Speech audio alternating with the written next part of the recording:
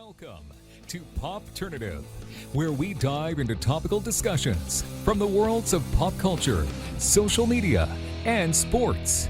Here is your host, Peter Remoliotis, aka PD Beats. Hello and welcome to the Popternative podcast. This is the podcast where we have digital discussions of the worlds of pop culture, social media, and sports. Well, this is pretty cool. I am with the winner of season 19 of Big Brother, Josh Martinez. Josh, welcome to Popternative, man. What's up, buddy? How you doing? I'm doing great. It's just, I can't even imagine what the last couple of months has been for you, man. Bro, it's been craziness. I honestly, like I was telling you before we even jumped on, I haven't adapted to anything, and I'm just overwhelmed and beyond blessed with all the opportunities that are coming my way, and just winning Big Brother. It's been a dream. So to win, and like 2 months later, I still can't even process that I won. I'm like on cloud nine. It's awesome. No, I know. And we had a couple weeks ago, we had Ramses Soto on the show.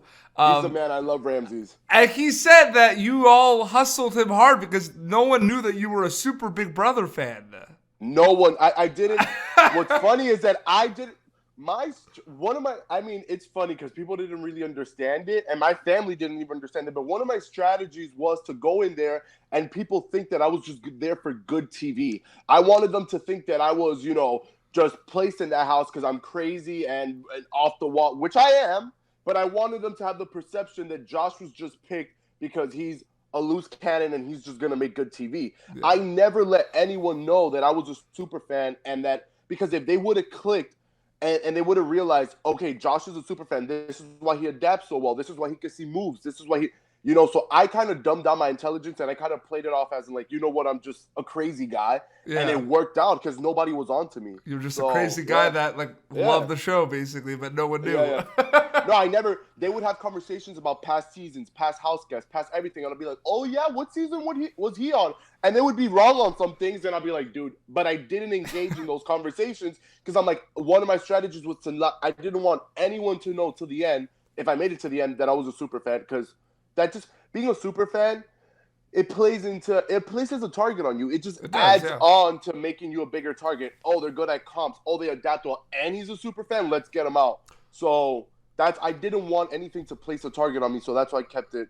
But was there? So I find that interesting because Ramses was a super fan as well. He said though that even though you knew a lot about the show, he kind of went in there and there's a lot of things that he thought he knew that were I'm sure that happened to you too. 100%.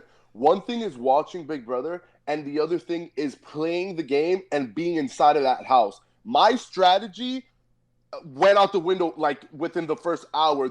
You can't walk in there with a strategy. My biggest asset was that I adapted each and every day and each and every hour. You had to adapt to the hand that you were dealt, and you had to adapt to the game and what was going on in the game. It's a different every season. There's twists and there's new turns. I mean, Paul walked into the house, so nobody was expecting that. Mm-hmm. I think that everybody goes in with, this is my strategy, this is how I'm gonna do it. And yes, some of that might work, but most of it doesn't. So yeah, that was a big shock for me because I thought I had it in the bag, and what happened to me was I went under a massive anxiety trip like the first 3, 5, 10 days because it was just so much going on, and yeah, just having the strategy and watching past seasons just drove me up the wall. But yeah, dude, that whole strategy thing is out the door like hour one. Speaking of Paul, yeah. I gotta ask, because this is a question from Brad. I gotta shout out to my buddy Brad, who's a big Brother fan. Did you suspect that he was playing everyone against each other? Was there or was that completely out of left field? Listen, I realized early on the game that Paul was playing. Paul was building relationships with everyone, and I was onto it. But being in that game, you kind of need to adapt and make everything what I told myself every single day. And it's unfortunate because, listen, Big Brother's putting a show together. It's a reality show. They could only put so much into the episodes. They could only show so much. In the DR, I would break down my game. I would not talk strategy with no one. And if I did, I was by myself looking at a camera, talking to the camera. So if I spoke strategy, it was very minimal, but I knew early on what Paul was doing. But I said, Paul's not targeting me. Paul's not affecting my game. If anything, Paul's protecting me. So why go against Paul? He was benefiting my game, so there was no reason why. Of course, everybody wants to see that shot being made. Everybody wants to take out the vet. But if he was protecting me in a way where, oh, leave Josh alone, he's a loose cannon, and everybody was looking past me, why take a shot at Paul? He was only benefiting my game, and that's why. And they didn't show. As soon as he walked in, I shook hands with him and locked in with him. I don't think they showed that on the show. Literally 2 hours in, I was like, dude, I know your style. I know how you play, and I want to play with you. So I locked in with him. I doubt that they showed that, but I was playing with Paul early on, and I kind of let just Paul do his thing. I realized that when Paul said someone's name, instantly they would become targets. So as long as I was on his good side, I wasn't going anywhere. No, absolutely, and you could just see the emotions, man, on the show. Like the finale, like that was. Oh, completely shocked. One thing is the game, and another thing is the relationships formed. I love the kid, and the people that I connected with that in that house, we still talk to today, and we're great friends. But when we're talking about the game, dude, Paul played a freaking that game. I saw it as a fan. I was watching him, and I was like, dude, this guy's as good as Vanessa Russo. This guy's as good as Derek. What? There's no way that I'm gonna beat him. But I also knew that jury management, and I also knew the jury. I knew the jury was going to compare notes, and I knew that if I sprinkle some salt and pepper with my goodbye messages, they were going to put 2 and 2 together, and it was going to work to my benefit. So that's why I was willing to take that risk. And at the end, I was still shocked. Yeah. I was shocked. The shock was the votes. I thought that I was going to have completely other votes. Like before Matt walked out the house, I told Matt, I'm like, listen, I'm a huge fan. Evil Dick is one of my favorite players, all this stuff, and nobody knew. He knew walking out. I was a super fan, so I'm like, he's going to walk into that house and be like, yo, Josh has played a good game. I really was expecting Matt's vote, but he was also he was playing with Paul, and he was Paul's homie, so I knew that the votes shocked me. That was the shock. You even say it when it was like down to the final vote. You were like, you won. You even say it. When it came down to Mark's vote. Once Mark's vote came in, that's when I said, holy shit, I have a chance at this. Yeah. Because I knew that Mark and Elena were going to vote the same way. So before Mark's vote came in, I said, okay, Paul, you won. You and Paul. Before Mark left the house, he gave him his the twist, the friendship thing. Him and Paul were really close during the whole game. Me and Mark fought the whole season. So I'm like, okay, so Paul won, and I was happy either way because me making it I was not gonna hand $500K to nobody, but I wanted to win, and for me to make it a final 2, it was the weirdest thing. Like I was sitting there and I'm like, yo, I'm really right. Like this is really happening. Yeah. This isn't a dream. I don't need to envision myself winning Big Brother anymore. Like I'm right here. So it was just so many feelings and so much. I was in complete shock, man. Yeah. No. Well, you can tell. Like it's pretty crazy. But yeah, no. But like we understand that you are you're very close to you're very close to your parents, your family. You know what I mean? And I am too. But like like the mama's boy. You know what I mean? Oh yeah, 100%. My mom. I love my parents. My mom babies me. Everybody could tell. Was it hard being around like going that long without like home cooked meals and like being around?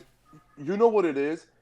People don't understand. One thing is judging, and we signed up for it. So knowing my personality, I knew that I was going to be loved and hated. I knew I was going to walk out to that because I know myself, and I wasn't going to fake who I was for a game or change who I was for a game. So I already knew that I clashed with a lot of people. I'm opinionated and all that stuff.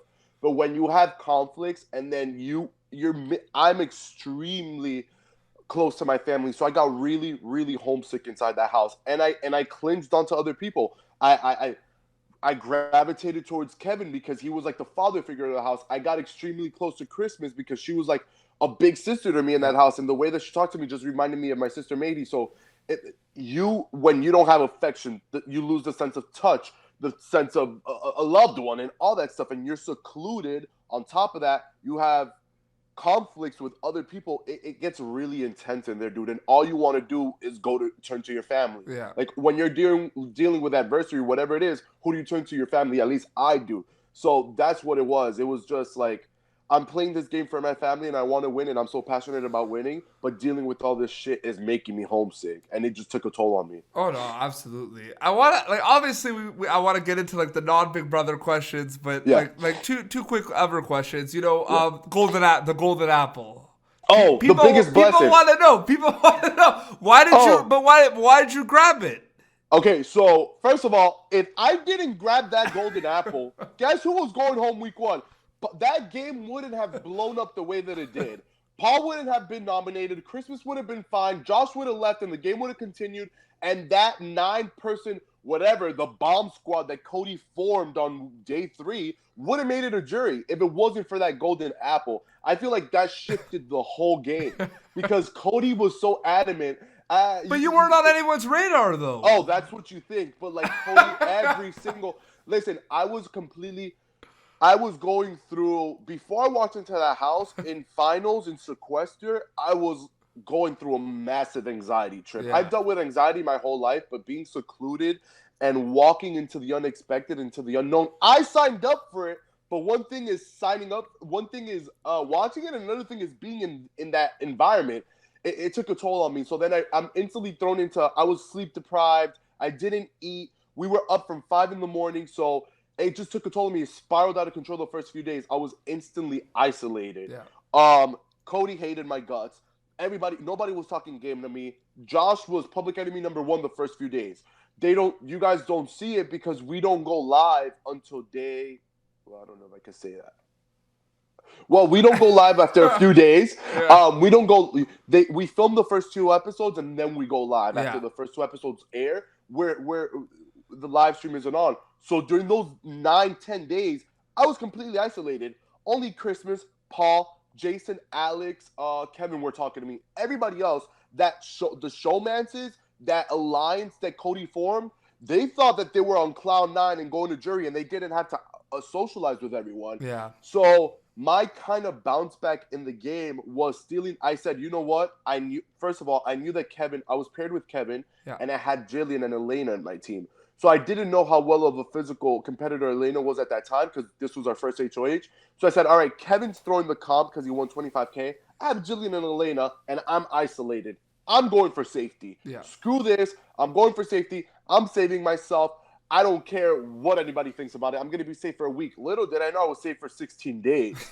And every time that Cody went to nominate somebody, he would ask production on camera, off camera, I guess, because it didn't air. Can I nominate Josh? And they were like, no, you can't. Like, Josh still has safety.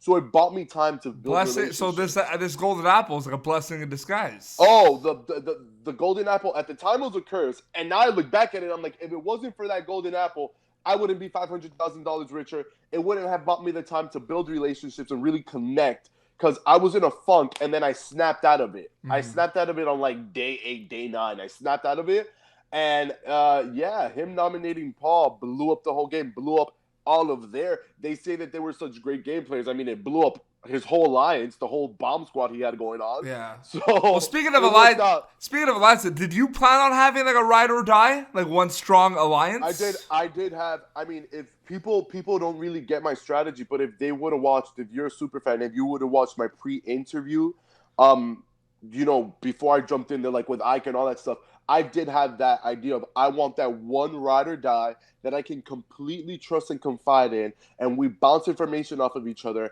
and we just go. I found that in Christmas early on, and I knew Paul's way of playing the game. I knew that I saw Paul's season, so I know that he grabs over here and takes over there, and he runs his mouth. But if you give him loyalty, he'll give it to you in return. So I locked him with Paul as soon as he walked in because I'm like, this guy's loyal. I know my character and who I am, and I'm not going to change. I'm going to be loyal. So let's play this game. Also, I found I don't think they really showed how I connected with Alex and Jason and what a tight bond we actually had because it was in storyline. But me and Jason and Alex were really close. So with those 4 people, I basically played the game with them, and we won most of the we won all of the HOHs besides 2. So it worked out, man. I think that I got lucky. That's very cool. Well, man, I mean, talk a little bit about how it's been like post Big Brother. Like what could we expect from Josh Martinez? I mean, the one thing now is like you like a lot of people on the show, your social media accounts have just skyrocketed. Like, what have you been up to, like these past couple of weeks specifically? Dude, I have not, since I've gotten out of the house, I have not stopped traveling. I probably visited more dates that I have ever in my life. Like, it's just been crazy. So many meet and greets. Yeah. I've been doing charity events. I've been traveling and just doing mainly just meet and greets and appearances. Like, I had a few club appearances, a few meet and greets. Sure. But I love that, and I want to continue doing it for as long as I can because I get to connect with the people. One thing is talking on social media. And social media is overwhelming, to be honest, because you get so many messages, but then you go to these meet and greets and you meet these fans and you see the impact and how happy you made them. And that for me is just everything. Because if I was able to, me being a shithead and me being completely crazy, but if I entertained you and I made you laugh, that's pretty awesome, man. Because that's all my mom told me before I left. Remember, you're on a huge platform. Just try to impact others' lives. She knew that I was a nutcase, but she's like, just try to do good with what's going on. So that's what I'm just trying to do. I got a decent following and just continue to do these meet and greets and give back and do good and just meet all the fans and have a good time. So, and this is an interesting question. The Josh that we saw on Big Brother, is that Josh? That's Josh. That's Josh.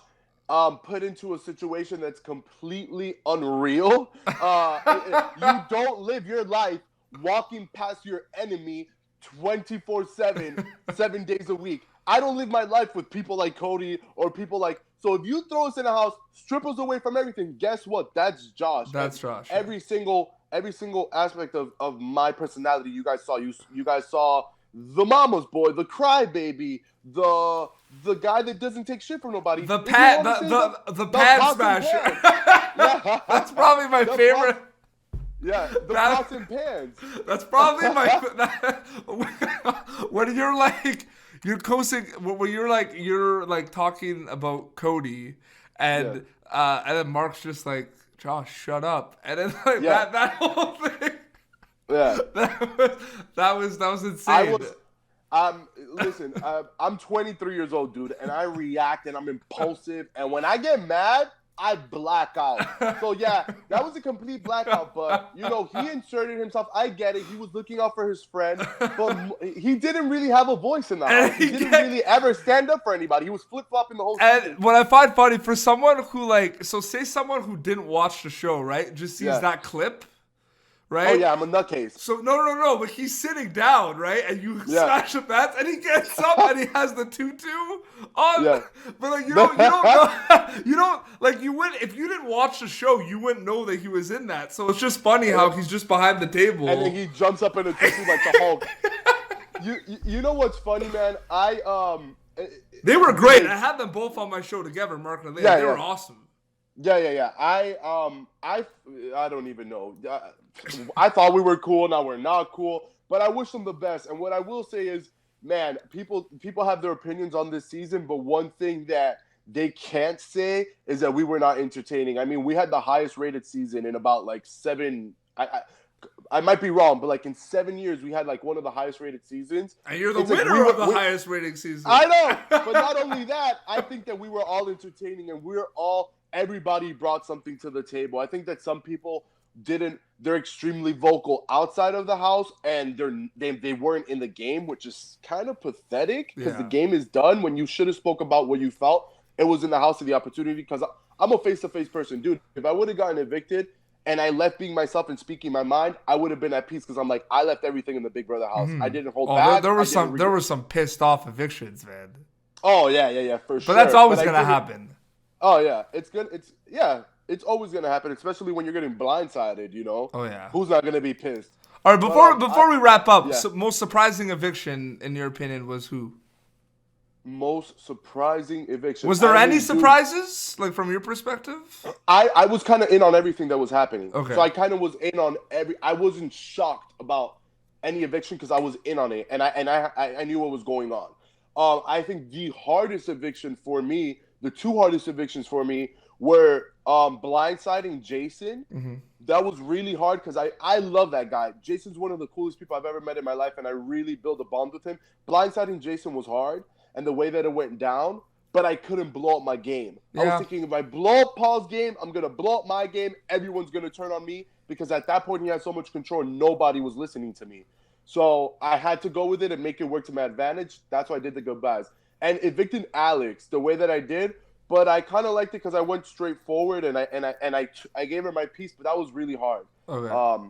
But I wasn't shocked or surprised. I was pretty in on every eviction of like how it was gonna play out. That's crazy. I love your passion, man. You're so like you're done. This is it's over, but you can't take away the passion, right? Oh yeah. Dude, like I said, I'm a huge fan of Big Brother, and even now that I played, I'm gonna look at the game with a whole different perspective. But my thing is, I work and I watch Big Brother. Like I work, I'm an extremely social analyst, but that one guilty pleasure, my TV show is Big Brother. So I'm legit gonna binge watch and be like, go back into being a fan and just be on Twitter and just going off. Oh yeah, absolutely. As soon as celebrity starts and 20 starts, it's gonna be Well, fun. Josh, thank you so much for coming on Pop Turnative, man. This is awesome. Dude, thank you for having me. No, that's really cool. Where can people follow you on social media? What are the handles?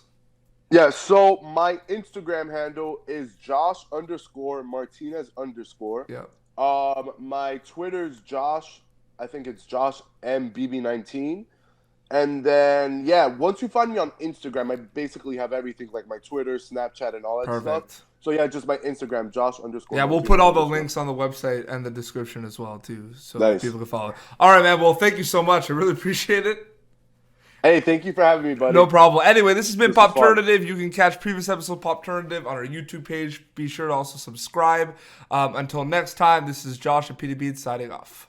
Thank you for tuning in to Pop Turnative. Make sure to check out our past episodes of Pop Turnative on YouTube. Be sure to like Pop Turnative on Facebook and follow us on Twitter.